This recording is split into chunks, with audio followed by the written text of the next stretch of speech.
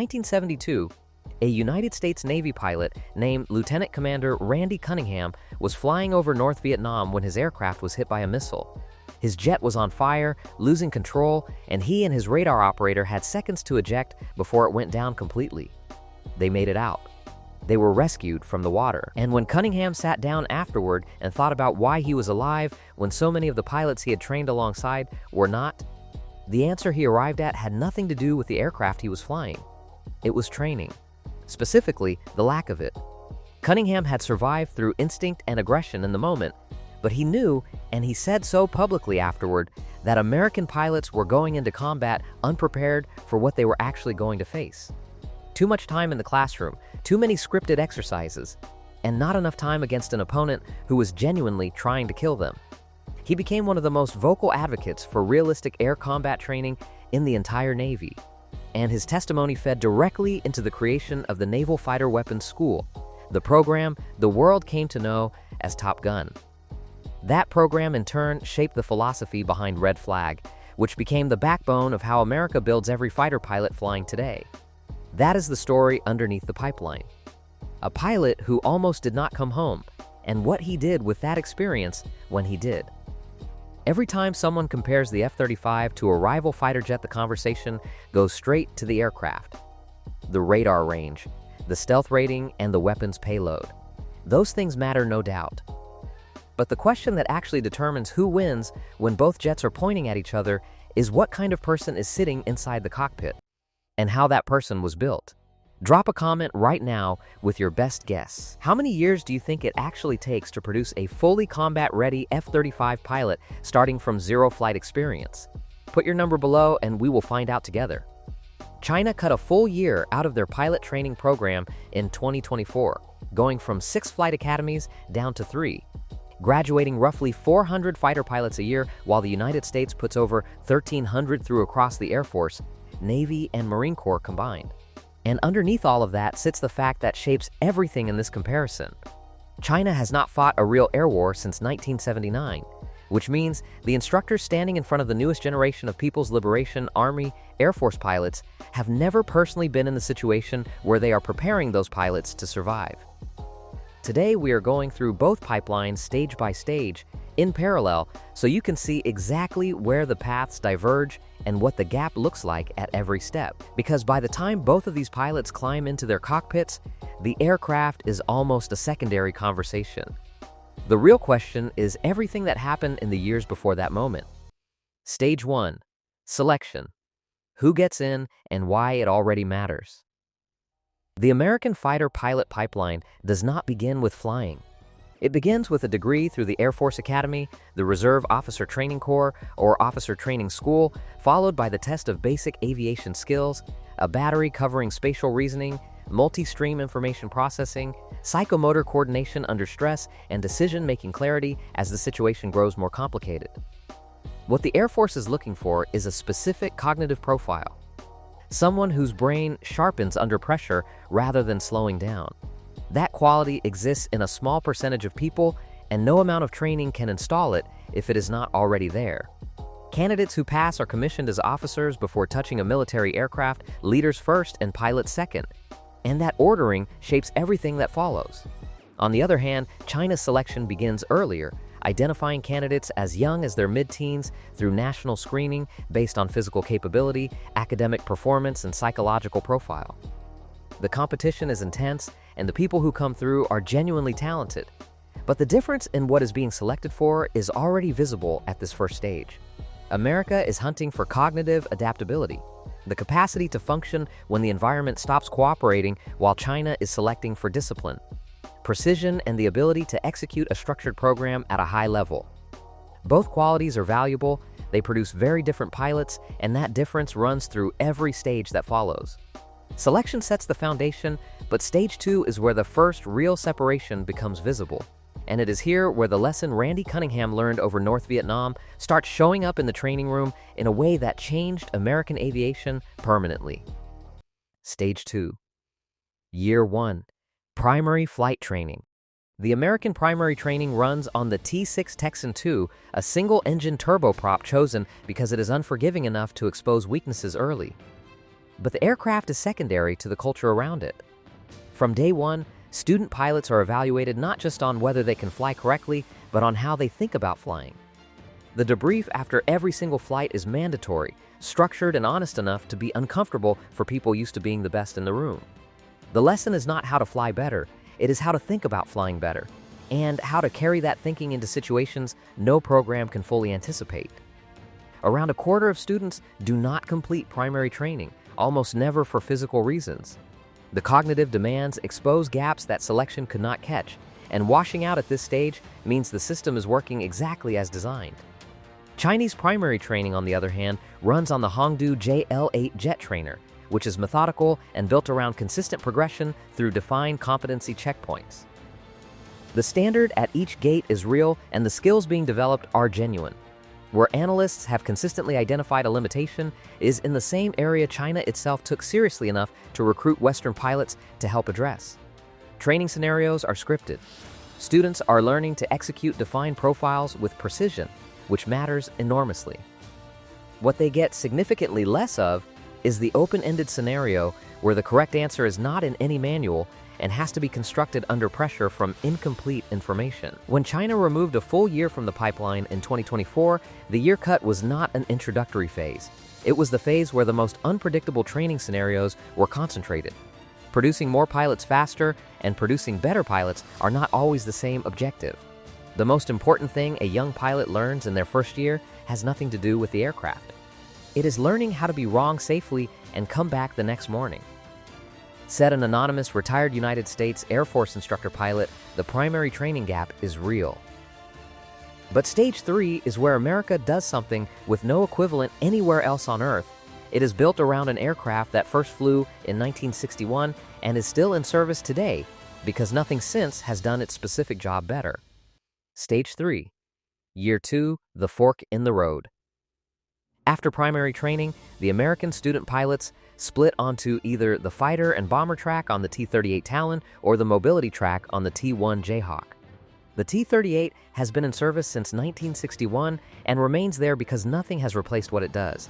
It is supersonic, demanding and uncompromising, delivering the genuine physiological and cognitive experience of supersonic flight before a student ever approaches an operational aircraft.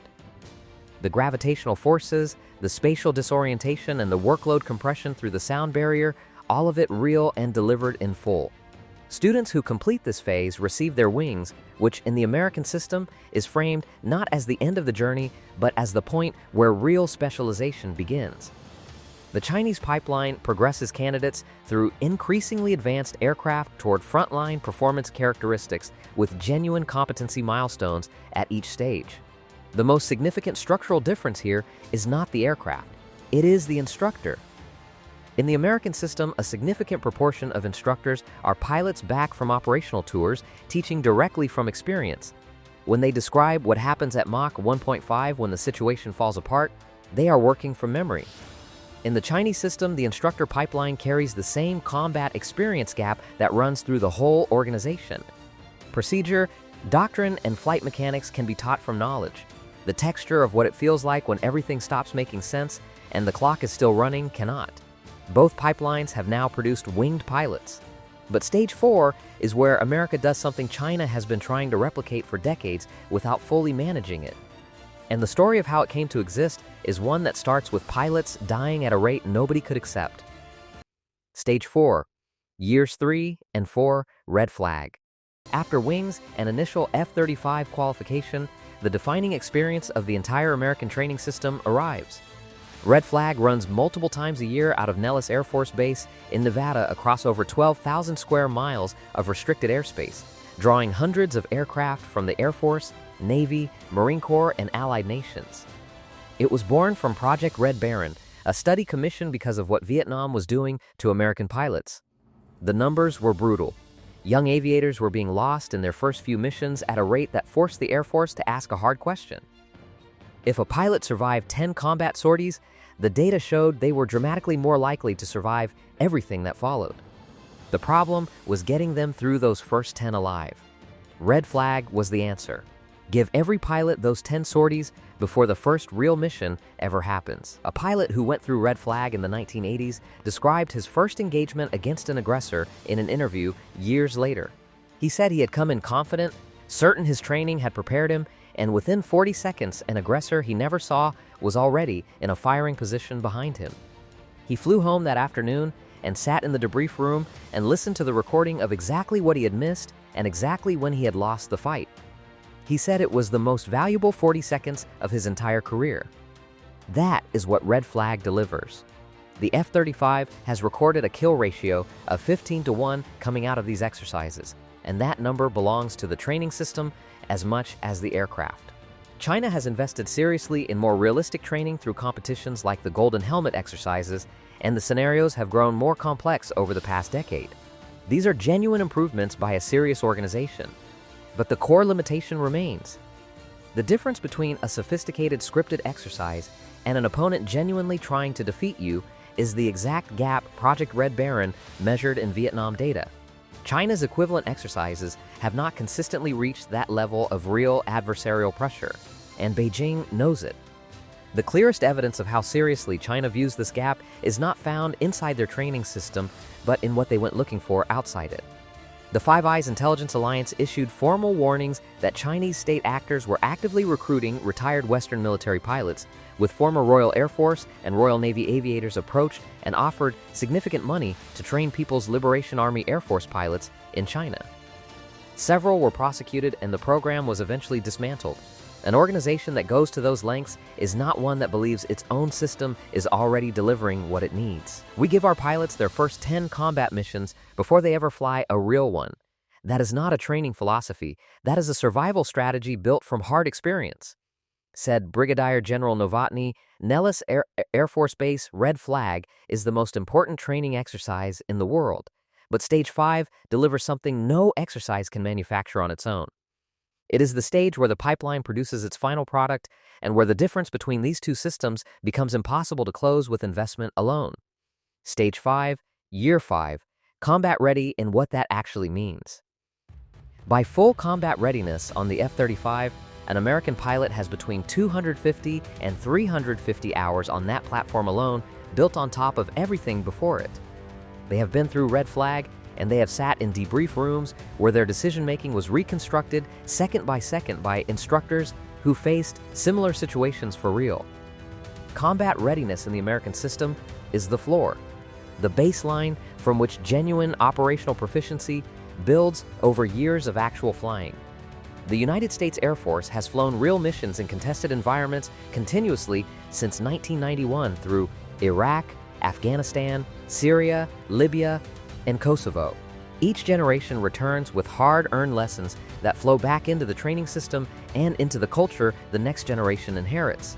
The instructors at Red Flag are teaching from things they personally lived. That feedback loop, real combat experience building better training, which produces better pilots who generate better experience, has run without interruption for over 30 years. It is not a program with a start and end date. It is a living institutional system that gets stronger every year it runs. On the other hand, a People's Liberation Army Air Force pilot reaching operational status on the J-20 is skilled, disciplined, and the product of a competitive process. What is absent is not talent or dedication. It is the final ingredient the American system delivers not through deliberate design, but through history. The People's Liberation Army Air Force has not fought a real aerial engagement since 1979. The judgment built from being in a situation where the wrong call had permanent consequences, surviving it, carrying it, and eventually teaching from it, cannot be written into a curriculum. China has pursued every available path to close this gap through the Western pilot recruitment, the compressed pipeline, and the more realistic exercises. All are serious efforts, but none of them replicate what 30 uninterrupted years of real combat experience builds inside an institution. Randy Cunningham came home from North Vietnam in 1972 and spent the rest of his career trying to make sure the pilots who came after him never had to learn what he learned the hard way. The training system that grew from that experience, from his testimony and the testimonies of everyone who came back from Vietnam with something to say about what went wrong, eventually became the most effective pilot development program in the history of aviation. That is not an accident. It is what happens when an institution is honest enough about its failures to build something better from them. Two recruits walked into two different systems at roughly the same time. 5 years later, both are sitting in fifth-generation fighter jets with wings on their chest and a combat-ready designation in their file. The American pipeline, selected for cognitive adaptability from day one, ran its pilots through supersonic training before any operational aircraft, gave them 10 simulated combat missions designed by people whose whole job is to defeat them, embedded honest, brutal debriefs into every flight from the very beginning, and fed 30 years of real combat experience back into every stage continuously. The Chinese pipeline is faster, producing more pilots, investing genuinely in better training, and staffed by talented and serious people.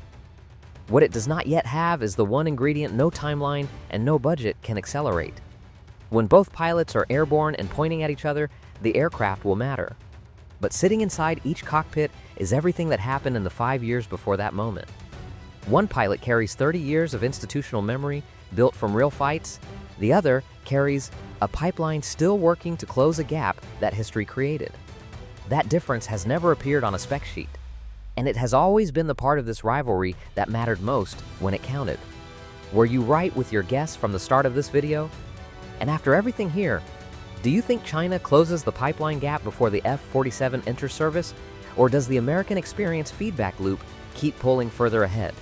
Drop your answer in the comments.